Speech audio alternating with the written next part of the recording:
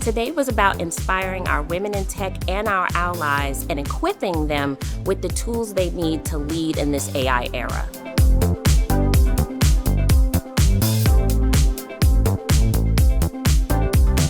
We gave a few examples of how Gen AI can be applied in TIAA and personal lives, and we hope we motivated and inspired fellow women engineers.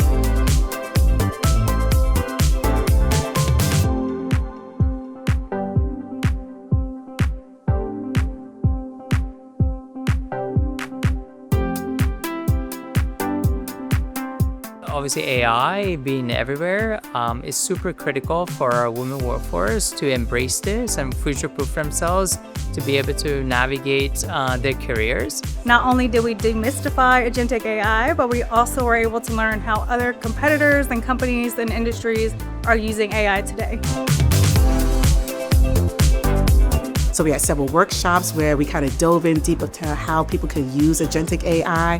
We talked about how we can leverage our data, how we can make sure that our data is ready for AI.